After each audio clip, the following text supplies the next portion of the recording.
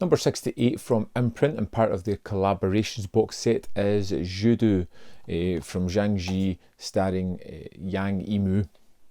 This is the second movie from the collaborations box set, and it kind of feels very similar to the first one. We have a young woman, Ju Dou, the titular character, who is sold to someone who dyes fabrics, and he seems to be an infertile man who is longing for a child, and he does the most reprehensible and horrible things to this woman, beating her, demanding a son to carry on his legacy.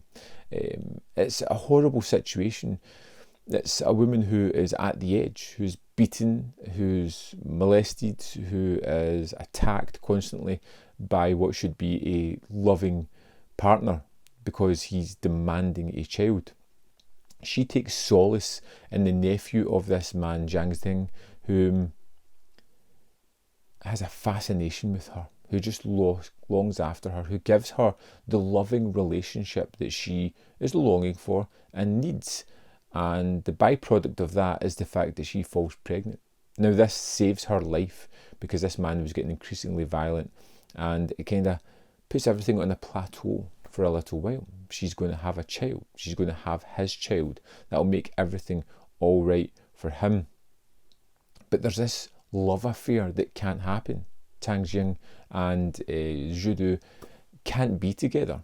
They aren't allowed to be together, even within the confines of the Chinese marriage. Even if anything happens to her husband, she is to live her life as a widow, to mourn the loss of her husband.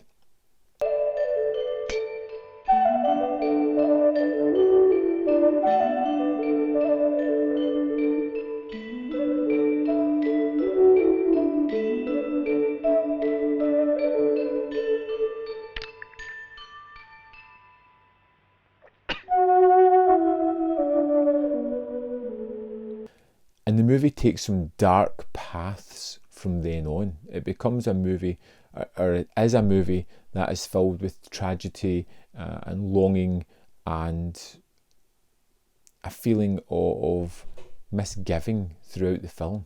This is a tragic movie where it really plays with the emotions. For the longest while, I thought things were going to be better than what it is. For the first half hour, you see the ritualistic beating, raping and demanding of this husband from his wife, as we see the rising anger in Zhang Yimou as he rises up and wants to do something about it, but his place demands that he cannot do anything about it.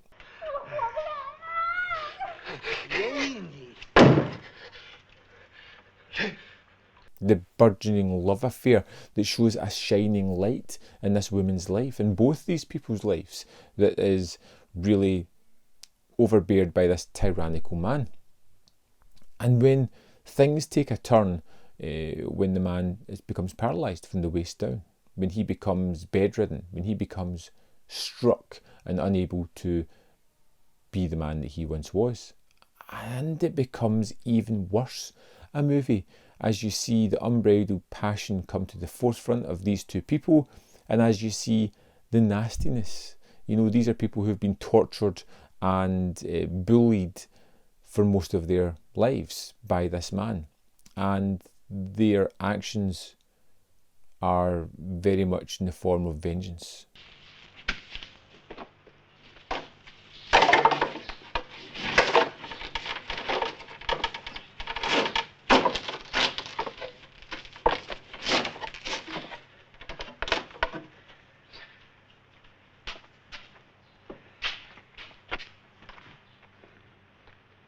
You know, they don't treat him well.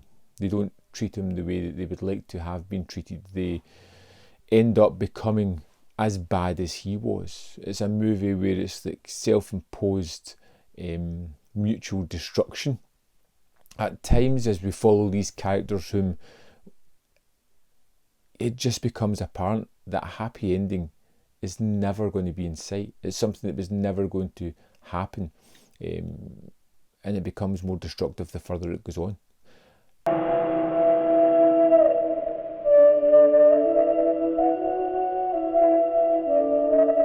One of the things I liked about this one is the kind of muted story. The story is dark and it is kind of tragic and it is bleak, and it's covered with these browns and beiges, the colour palette all the way through it. But because they're working in a dye factory, because they're making these wonderfully coloured garments, it has these dashes of yellows and orange and reds to really bounce off these muted browns that are all the way through it. It brings a kind of liveliness to it. It's there to highlight sequences of violence, sequences of romance, sequences where the emotions are high. The fabrics are used to contextualise and bring that idea to the forefront. And visually, it's a stunning movie. Emotionally, it's a gut-wrenching one because it's a sad life. It's a tragic life. It's people who are forced into doing things that they don't want to do because of tradition, because of that's just the way it is. And feelings, emotions, wants and needs do not come into the story at all. They're secondary. I liked Ju Dou quite a lot. I think I preferred Red Sorghum a lot more. This one was a little bit too bleak in taste for my liking with the storyline and the inevitability of how it's going to play out.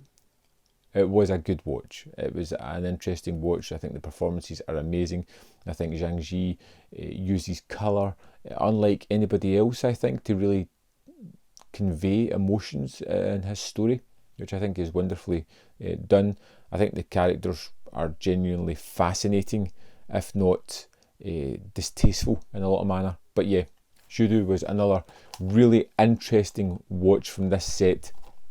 I'm looking forward to move on to the next one at some point soon, Raise the Red Lantern, which I've heard nothing but great things about.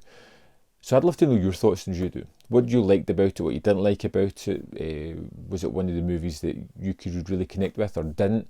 If you've got the collaborations box set, I want to know how you're getting on working through it as well. As always, there's more content up here. You can check out more of my stuff. If you want to see more of my reviews, you could always subscribe to the channel. Click that like button if you've got a spare second, or if you really want to support the channel and reviews like this of different kind of movies, you can support me for as little as 99p a month on Patreon or the membership program. Thanks for watching, and I'll see you next time on Man v Film.